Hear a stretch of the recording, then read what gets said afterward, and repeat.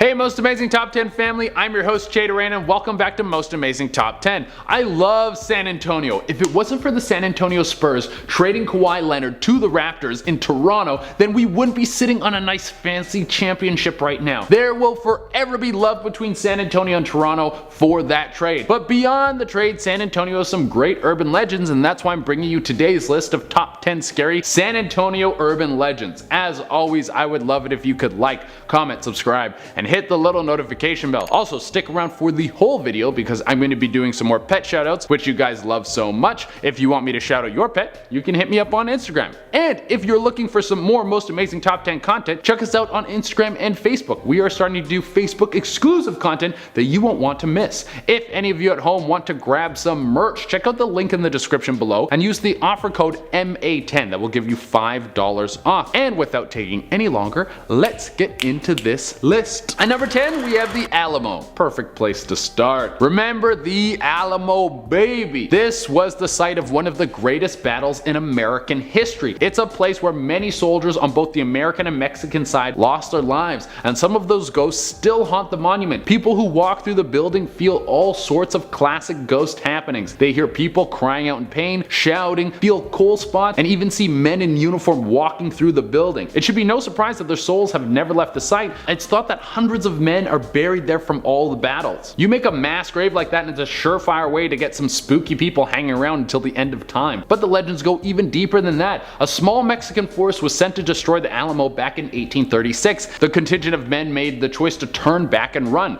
But why would they do this? If the mission was successful, it would have been a major blow to the Americans. The Mexican soldiers said that the Alamo was defended by ghosts holding swords that were engulfed in flame. Ghost troopers, you can never go wrong with those. At number 9, we have the Curse of the Ruins. How many times does a building have to crumble to the ground before people say the land is cursed and we're just gonna leave it controlled by the dark forces that live there? Well, in San Antonio it sounds like 2. The Hotwell Hotel and Spa ruins are the site of what used to be one of the swankiest places in all of Texas. At the turn of the 20th century, many celebrities would use this place as a rest stop as they came to travel throughout America. But then one day the entire thing burned to the ground. But like any place that rakes in a ton of cash, they rebuilt it. It was even more beautiful than the original. Then I bet you can guess what happened next. The thing burned to the ground a second time. The owners didn't need to do the old 3 strikes you're out kind of thing with this bad boy. They came to the realization that the land had some really bad mojo going on there. Nothing has been built there since. Everyone is afraid that whatever gets erected in that place will be in ruins before you know it. At number 8, we have Southtown. This is sort of a tourist area of San Antonio. There's a bunch of bars, restaurants, and people stop there to spend money. That could be why the area has attracted so many ghosts. Strange sightings of ghostly figures popping up in photographs are a regular occurrence in this area. Patrons of many of the restaurants in the area say they have a constant feeling of having someone watching them or that someone's standing right behind them while they're eating. But it's not just random ghost encounters that have made this place a supernatural hotspot. There is one ghost that pops up again and again. There's the ghost of a young boy who claims to be lost and sick, and when people go to help him, he vanishes. He has been named Little Eddie, and legend says he was a young boy living in the area who died from polio many years ago.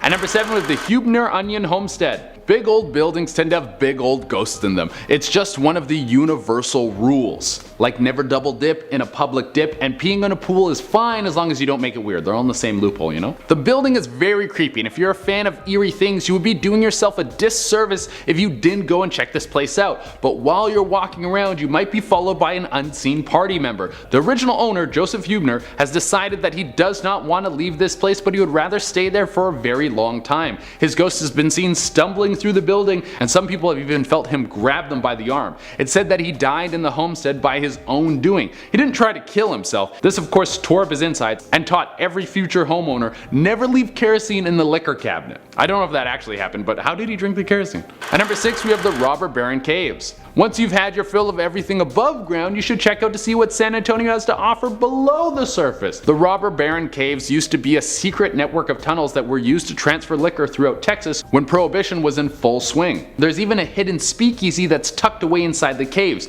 Being a hot spot for mobster activity, there was a bunch of people who were murdered down there in cold blood. The ghosts of old-timey gangsters can be seen walking through them at night, and some people said they've heard the swing of a lantern, but when they go to see who it is, there's no one nothing there. At number 5, we have the ghost of Suicide Oak. She was brokenhearted and felt that she had nowhere to turn, so she climbed up an oak tree, tied a noose around her neck, and then jumped off. Her body stayed hanging there, still swinging in the morning when people found her. But that wasn't the end of her story. Her spirit was now attached to the oak tree, and passerbys would see the ghostly figure hanging from the tree. Since then, the oak has been torn down, but it's said that the ghost still haunts the area. At number 4, we have the Tyrell Castle. A castle with a deep, dark past full of hatred, sickness, and infidelity. This is the reason you guys come to this channel. The Tyrell Castle has been a long-standing monument in San Antonio for over a century. It was originally constructed in 1894. There have been some beautiful moments in this fortress, but those moments are outweighed by the bleak. The original owner of the castle,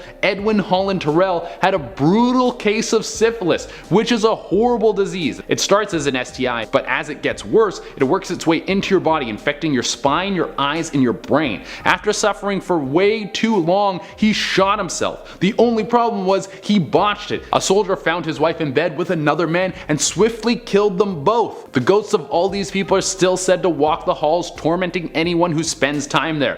Fun fact about this place, it's now used for weddings. I guess they don't include the ghost of a cheating wife in the brochure. That would really ruin the mood. At number 3, we have the Devil Wears White. This is the most 70s urban legend I have ever heard of, and I've heard a lot of them working on this channel. One night in 1975, the El Camoncito nightclub had a visitor that took everyone by surprise. A man walked in decked out in the finest white suit anyone had ever seen. This guy was dressed so sharp he made James Bond look like Adam Sandler. Not only that, but he went straight to the dance floor and started throwing it down. People were in awe that this guy could tear it up so good. Every lady in there wanted to go home with this man. Who could dance this fiendishly good? Then as the night wound down, some of the patrons noticed something weird. His feet were a little weird. More than that, he didn't have feet, but he had 2 goat hooves in place of his feet. Everyone freaked out, and all the ladies who wanted to take this man home was like, he's cute, but he's not that cute. Right before things got heated, he burst into flames and was gone. Oh, when the clock strikes midnight, you're gonna turn back into a beast. Also, the whole urban legend is just about the devil dancing. That's amazing.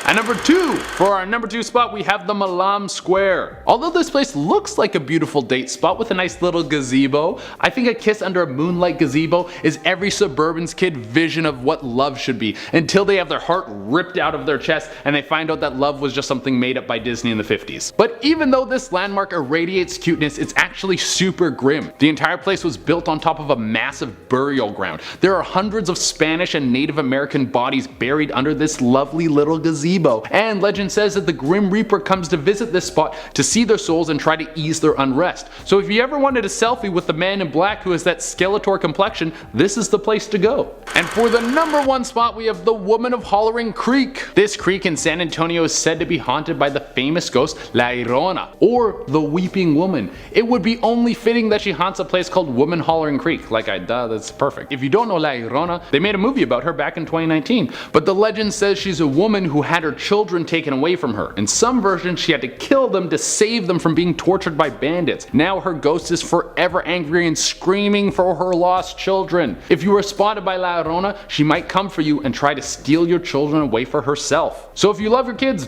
don't go this creek. And if you don't love your kids, maybe go to therapy because you have some demons to wrestle with. Jesus Christ, oh my god. Alright everyone, that is our list, and as promised, I'm going to be doing some more pet shoutouts. Remember, if you want me to shout out your pet, you can message me on Instagram. I pick new pets every day, so if you don't get picked one day, you can message back another day. Just message me as many times as you want. If it takes me a while to get back to, I am very sorry, because I have so many of these to do. I literally have hundreds in my inbox. It's crazy. And without taking any longer, let's shout out some pets. First, we got Chase's cat, Leopi. I think I'm saying that right, I'm not sure. This is one of the best pictures I've ever gotten on this channel. That's a gorgeous picture and a gorgeous cat. Nicole sent in Delilah. That's a very festive cat right there. I love it. Really Easter ready. I like it. Then we got Simba. Look at that little prince glowing in the sunlight. Madison sent in Goldie. She looks like a very chill dog. I love it. She just looks like she's like, I'm chilling. You're gonna chill. We're all gonna chill. Next we got Jonas's dog Dex. Why does this dog look like he makes more money than me? This dog looks so fancy and rich. And to close it out, we have a most amazing fans dog, Jessie. That dog is lounging like, who is she? Oh my god, fancy. Alright everyone, that is our list. Thank you all so much for tuning in. As always, I would love it if you could like, comment, subscribe, and hit the little notification bell. Until next time, I've been Shade Arena, and I gotta do a dance off with the devil. This guy throws it down, but he parties super good. Bye.